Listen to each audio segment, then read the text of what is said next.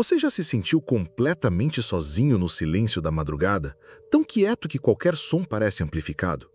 Eu, um entusiasta de rádio amador, passava minhas noites de insônia sintonizando frequências obscuras, buscando algo além do comum. Não era só um hobby, era uma forma de preencher o vazio da noite.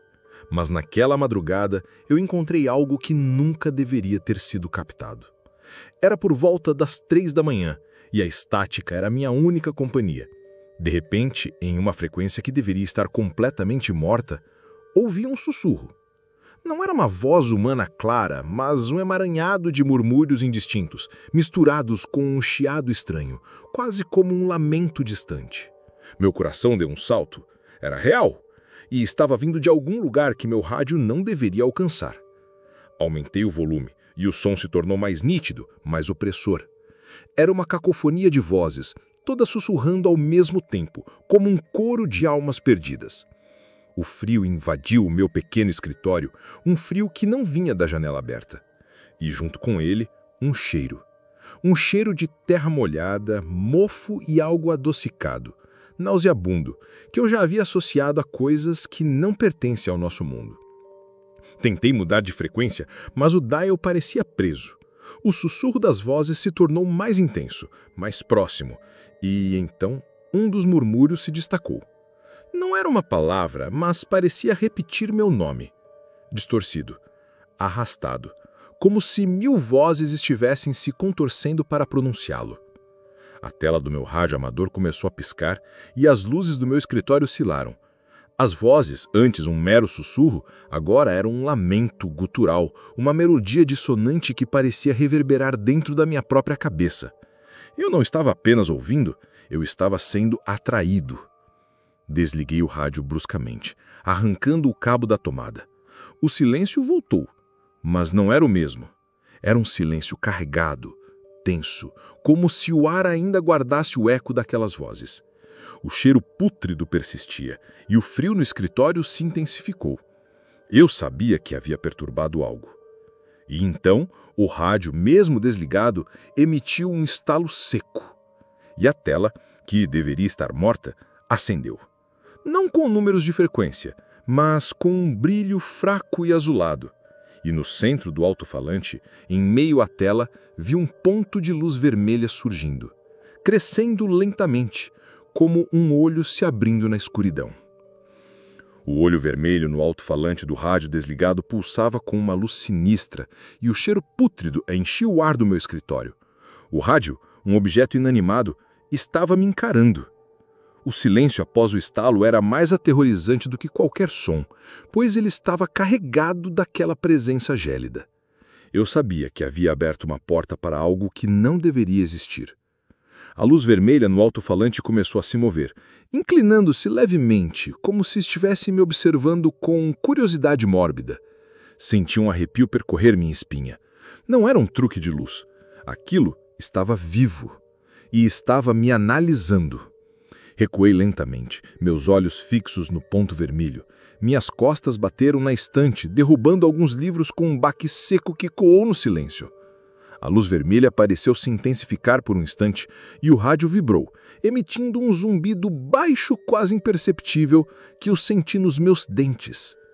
De repente, a tela do rádio amador começou a piscar novamente, mas desta vez não eram números, eram símbolos, estranhos, antigos, girando rapidamente, como se estivessem decodificando uma mensagem.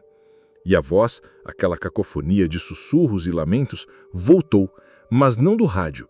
Parecia vir de dentro das paredes do meu próprio escritório, de todos os lados.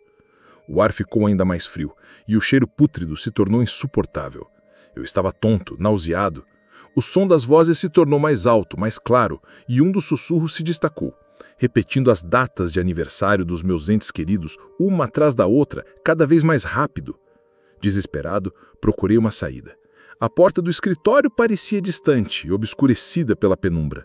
O rádio continuava zumbindo e o olho vermelho pulsava com um brilho intenso. As paredes do escritório pareciam se fechar em mim e os sussurros se transformaram em gritos distorcidos, um coro de agonia que parecia rasgar minha mente. Então, algo começou a escorrer da tela do rádio. Não tinta. Era um líquido escuro e viscoso, que pingava lentamente pela madeira, exalando um cheiro ainda mais forte de decomposição. E na escuridão do canto do escritório, onde não havia nada antes, senti uma sombra.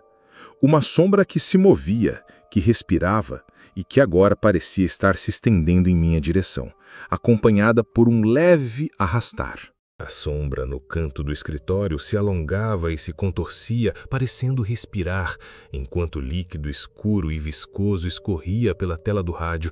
O cheiro pútrido era avassalador e o coro de gritos distorcidos das vozes nas paredes me levava à beira da loucura. Eu estava encurralado, com o rádio amaldiçoado e a presença se manifestando. A sombra começou a se mover. Não andava, mas deslizava suavemente pelo chão como um predador. Seus contornos eram fluidos, mudando e se adaptando à escuridão, mas eu podia distinguir a forma esguia e alta com apêndices longos e finos que se estendiam em minha direção. O líquido do rádio gotejava mais rápido e cada gota que atingia o chão parecia fazer um chiado sutil, como ácido corroendo a madeira. Minha mente gritava para fugir, mas o pânico me paralisava. Eu tentava me arrastar para longe, mas meus músculos não respondiam. Os símbolos na tela do rádio giravam freneticamente e as datas dos meus entes queridos eram repetidas em um sussurro insano, agora acompanhadas por um som de batidas, como algo batendo repetidamente no interior das paredes. De repente, o chão sob meus pés tremeu violentamente. Não era um terremoto. O tremor vinha de dentro do chão, diretamente abaixo de mim. O rádio guinchou e o ponto vermelho no alto-falante começou a pulsar descontroladamente. Uma rachadura fina e irregular começou a surgir no chão de madeira, estendendo-se em minha direção. A rachadura se alargava rapidamente, revelando uma escuridão úmida e fria por baixo. E de dentro dessa fenda ouvi um novo som. Um arrastar pesado, lento, como algo gigantesco se movendo. Eu não estava mais lidando apenas com uma sombra. Havia algo mais, algo maior, emergindo de baixo. As vozes nas paredes gritaram em um coro final e a sombra à minha frente avançou, seus apêndices estendidos para me agarrar. Ao mesmo tempo, a rachadura no chão se abriu, revelando um olho. Um olho enorme, de um brilho azulado intenso que se fixou em mim das profundezas. O chão se abendia sob meus pés. A sombra, pálida e esguia, avançava em minha direção, seus apêndices estendidos para me agarrar. Da rachadura no assoalho, o olho azul pulsava com uma luz gélida, e o arrastar pesado e úmido de algo gigantesco se aproximava das profundezas. Eu estava encurralado entre o terror da parede e o abismo que se abria sob mim. O ar estava denso com um cheiro pútrido e o coro de gritos distorcidos das vozes nas paredes se tornou um lamento ensurdecedor. Senti um frio paralisante. Minha mente, no entanto, em um último lampejo de clareza, focou na janela. Era minha única chance. Lancei-me para a janela, quebrando o vidro com o corpo, caindo para fora com um baque surdo na grama úmida. O impacto reverberou em meus ossos, mas a dor era insignificante perto do que eu havia acabado de ver. O ar fresco da madrugada encheu meus pulmões e eu rolei para longe da casa. Olhei para trás, para a janela quebrada. O rádio, no meu escritório, ainda brilhava com a luz azulada. A sombra se contorcia para fora da parede e o olho azul no chão pulsava. Mas então a rachadura no assoalho começou a se fechar lentamente e a sombra da parede recuou, como se algo estivesse puxando-a para de dentro da escuridão. O rádio, com o último estalo, apagou-se. Corri sem parar pela rua, sem olhar para trás até que as luzes da minha casa se perdessem na distância. Nunca mais sintonizei meu rádio amador em frequências desconhecidas e nunca mais dormi com a luz apagada. As vozes, o cheiro, a sombra, o olho azul, tudo isso ficou gravado em minha mente.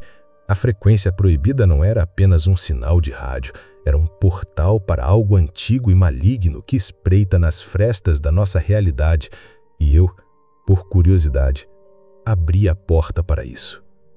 O que você faria se um hobby inofensivo te levasse para o limiar do inexplicável?